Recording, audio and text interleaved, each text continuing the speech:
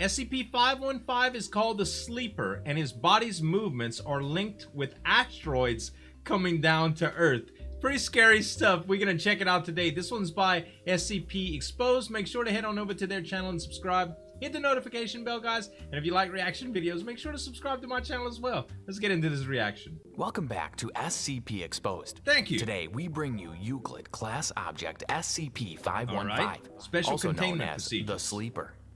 515 is a 14-year-old Caucasian male. When the Foundation personnel first discovered 515 in this form, he was unconscious and had reportedly been in a coma for a few months. Wow. His parents, if any, are unknown, and it seems he had suddenly appeared on the face of the Earth without any traces of origin. He wouldn't have died if he wasn't in SCP-515 a was hospital, immediately transported to Site-29 to a secure holding facility. 515 is now in Site-29, guarded by 3 levels of security, and is restrained with Level 8 barriers, preventing movement in his limbs.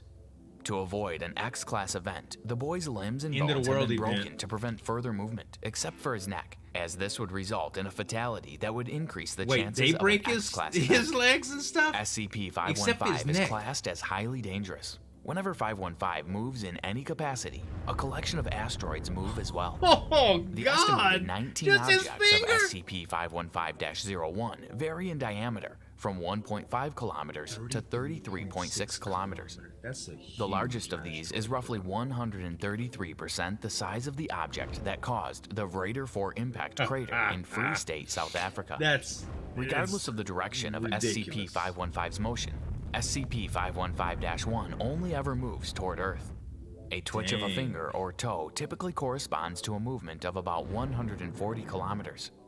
Movement of a limb indicates motion of 515-1 on the scale of 460 kilometers or more. Stop moving, Sustained motion, such as sleepwalking, has been demonstrated to correlate with the objects traveling toward Earth. That's why they got him strapped down. 280,000 kilometers per hour. Oh my. The rise and fall of 515's chest, unfortunately, must not be stopped, and according to Foundation satellites, corresponds with a movement in the celestial objects to a degree of 10 kilometers per respiratory cycle.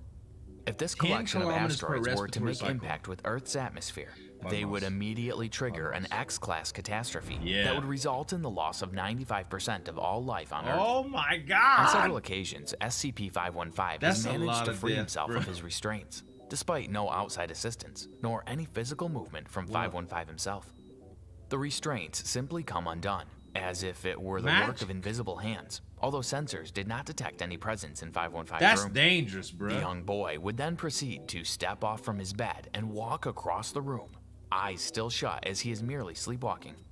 Of course, this only lasts a few seconds before Foundation agents burst into the room and restrain 515 once again. They have alarms on they must break his bones, which seem to have healed miraculously in a short time period, and bind him to the bed once again. Yeah, why don't they Throughout use alarms on the time, bindings? SCP-515 continues to remain unconscious. Devices that would It is important that SCP-515 becomes entirely constrained to his sleeping quarters to the point of near total immobility. Well, yeah, I if guess 515's enclosure is seen to be empty, top priority must be placed on immediate recapture. What happens if you Locomotion sneeze, or simple twitch response behavior exhibited by 515 is to be noted and reported to research and emergency staff. If SCP-515's legs or arms are in working order, they must be broken immediately to minimize his sleepwalking speed in the event of escape. So necessary? The neck, however, cannot be broken due to the risk of death. Why? Instead, it must be held immobile by a brace covering up to the chin and down to the shoulders. If he dies, it's just amputation and severing the motor nerves of the limbs I didn't are even also think about not that. recommended. He could due die, to similar risks, and all muscle relaxants tested thus far have resulted in convulsive reactions, and as such should not be administered. The drugs make him Restraints are not to be convulse, unfasted which is at any bad. time for any reason. And the room is not to be open for anything but standard research purposes, unless emergency conditions require it. Yeah. Maintenance crews in D-Class are also to be kept away from the enclosure unless otherwise noted. General 05-LT has forbidden the termination of SCP-515 on the grounds of what took place in Event 515-09 in August of 2001. Explain that to us, On this day, there had been reports of activity in a collection of asteroids located several million kilometers away. No, this was before SCP-515 had been discovered by the Foundation. Fortunately, Foundation personnel were able to track down the source to an old woman in Guatemala. They located her in her small home on the outskirts of a nearby village. She was unconscious, and none of her neighbors recognized her. The woman was brought back to the SCP Foundation headquarters and restrained. Scientists were able to discern that the woman's movement correlated to the movement of the collection of asteroids. She was the source of it before the boy. The woman was then categorized as SCP-515, and the collection of asteroids were dubbed SCP-515-01. Makes sense. Whenever the woman moved, 515-01 moved accordingly, making their way closer and closer to Earth. To prevent an X-class event, the woman's bones were then broken.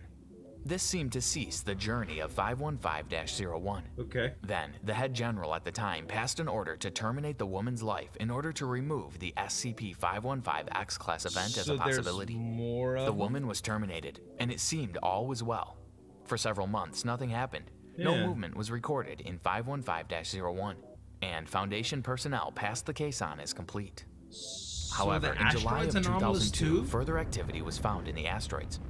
That is when Foundation personnel located the body of what is currently SCP-515, the 14-year-old boy who now resides in Site-29. It's not 515A. The same patterns were found in this young boy as the deceased woman from Guatemala. It seems apparent that 515 possesses a reincarnation ability, which removes the solution of terminating the body of 515. She reincarnated the body must therefore remain alive and restrained. To this date, this is the best method Foundation personnel have devised in order to upgrade the shackles event that could be caused by 515. Put an alarm on him or something. If the young boy were killed, this would result in a reincarnation in a separate body, which would be very difficult and time-consuming for agents to locate and recover. And he could move for the entire duration of containment. The young boy has ingested no food or water and has passed no waste. What has kept him alive for so long is still unknown. It's an anomaly. Even asleep, SCP-515 has been known to speak on rare occasions. Little of what is said is intelligible, and that which can be heard is typically incoherent, similar to the speech of a person who is incredibly sick. Portions have been recorded for future research. No noticeable difference in the movement of SCP-515-1 has been noted during these periods. So they recorded it. The following is a recording of SCP-515's speech. Let's hear what he says. December 26, 2005. The vessel cannot view the incomprehensible. It simply moves in time with the sea. April 13, 2009. There are more. There are always more. Repeated for several minutes. Oh, he's like a doomsayer. He August ain't just 6th, dreaming. 2015. Can you see where I am? Can you breathe? Can you move? These were the only intelligible recordings of SCP-515's That's weird, speech. Dude. Others are far too jumbled and low volume to understand. He's not really giving clues. Now, what it is understood that SCP-515 has not been conscious for some time. It's almost like he knows what's going on. But that period of unconsciousness ceased for a few seconds on the 15th of February, 2013. He woke up. Scientists were sitting in their usual spot behind the one-way mirror, observing 515. Drinking coffee, his vitals were normal. His heart rate was normal. However, out of nowhere, 515's eyes opened. His vitals underwent a great deviation in readings, and it seemed everything was out of balance. Scientists rushed into the room to alleviate the problem and calm SCP-515 down. Drug him quick! It is noted that 515's eyes are blue, which was not known before. Despite being treated with heavy sedation, SCP-515 continued to open his eyes. He's gonna convulse? Security footage shows that 515 did not move at all. His eyeballs did not move either. The only noticeable movement was his eyelids, which blinked a total of 3 times. Halfway across the globe, Russia was immediately hit by an asteroid. 3 blinks. This is widely known as the Chelyabinsk meteor. 3 although blinks Foundation personnel recognized this as a reaction of SCP-515's movement. The Chelyabinsk meteor was a superbolide that entered Earth's atmosphere over Russia on 15 February 2013 at about 9:20 local time. The light from the meteor was brighter than the sun, visible up to 100 kilometers away.